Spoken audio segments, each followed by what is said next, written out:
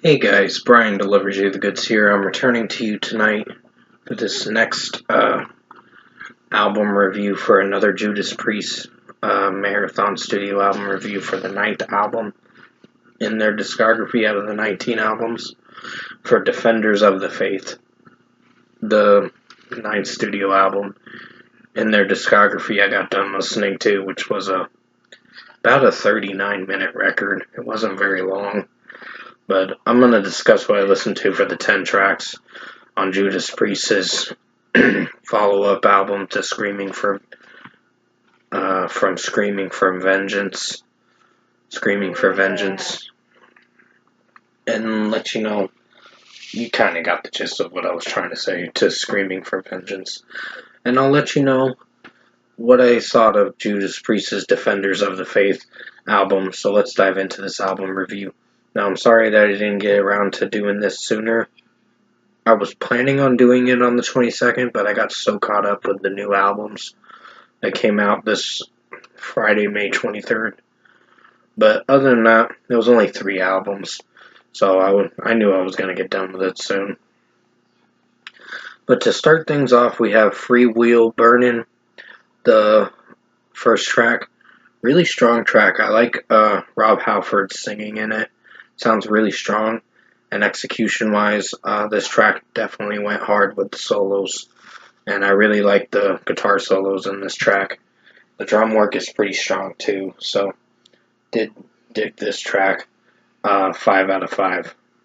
Jawbreaker is a great song, and the last song was a single after all. It was a music video too they made for it, along with Love Bites as well. So, other than that, Jawbreaker, to continue back where I left off, strong track. Really enjoyed Rob Halford singing in it, and his screech singing was pretty strong in this. I'm getting used to it basically, but I still like it for how it sounds. It makes it work for the band, and it's pretty unique of the band to try something with screaming in it, sing screaming for how they're doing it. So 5 out of 5 for Jawbreaker, strong track. Rock Hard, Ride Free is another favorite track of mine. I really enjoyed this one. It's another 5 out of 5 for sure. I like Rob Halford singing in it, and the chanting vocals in the chorus are pretty strong for when they sing Rock Hard, Ride Free. It sounds pretty strong of a track, so definitely rocks. 5 out of 5. The Sentinel is a personal favorite too. Really enjoyed this one. Definitely feeling the heavy metal riffs from the guitar solos and all that, and Rob Halford's singing is still outstanding in this track and throughout this record, basically. But overall, 5 out of 5 for The Sentinel. It's a very good track. I really enjoyed this one. The drum work is pretty strong too, and it picks up with the pacing of the track as you progress through the song. It gets pretty fast, so 5 out of 5. Love Bites was another one of the singles for the record, and a very strong one too. Really enjoyed how this song sounded. So 5 out of 5 for this one too.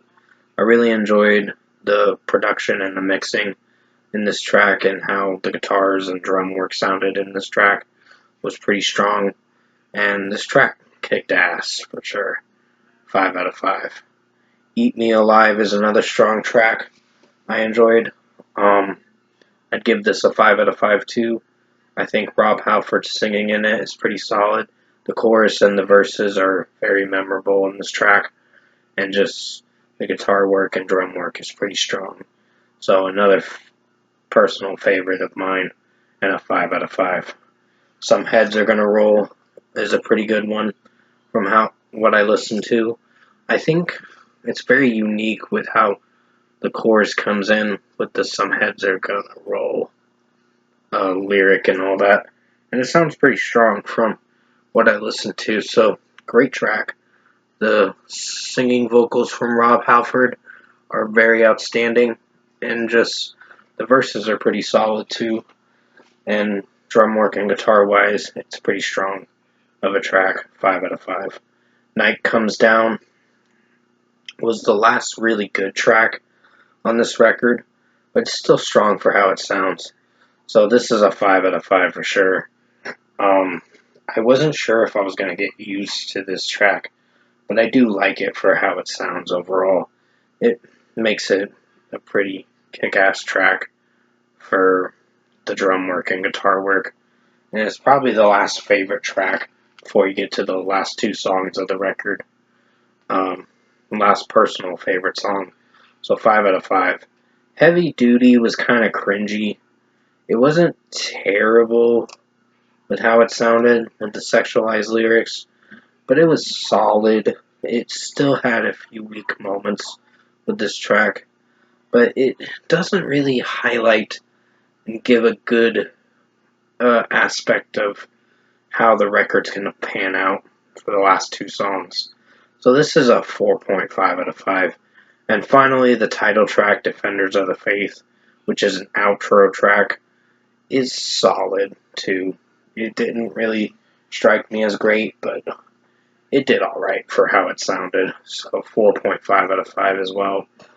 I think the last two songs on the record were a little bit of the letdowns. They weren't terrible, but they were solid ones, but could have been better utilized with a little more great execution with how the songs are panning out. So 4.5 out of 5 for both Heavy Duty and Defenders of the Faith, the outro track. So overall production, mixing, and execution wise, I think Judas Priest Defenders of the Faith for their ninth studio album is a really good record. I enjoyed 8 out of 10 songs on this record. That's quite a bit of songs I liked.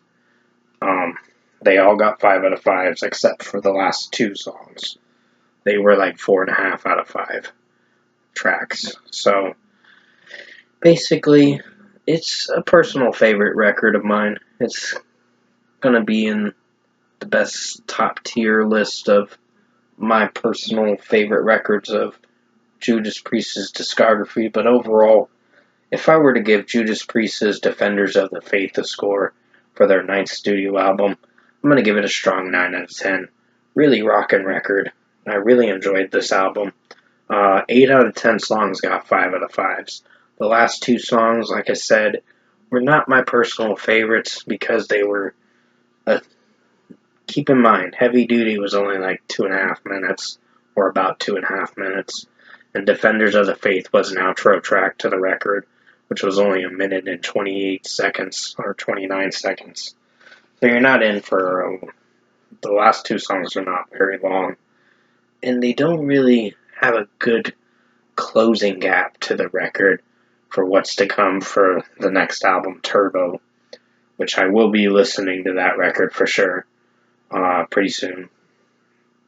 But overall, yeah, this one's going to get a 9 out of 10 for Judas Priest's Defenders of the Faith album. I really did enjoy this record.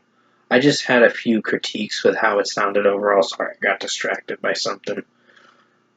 Like I said, I had a few critiques with how the last two songs panned out. But other than that, still strong record, for sure. So 9 out of 10 for Judas Priest's Defenders of the Faith. The next album review is Turbo, so definitely stay tuned for that. And as always, I will see you in my next review.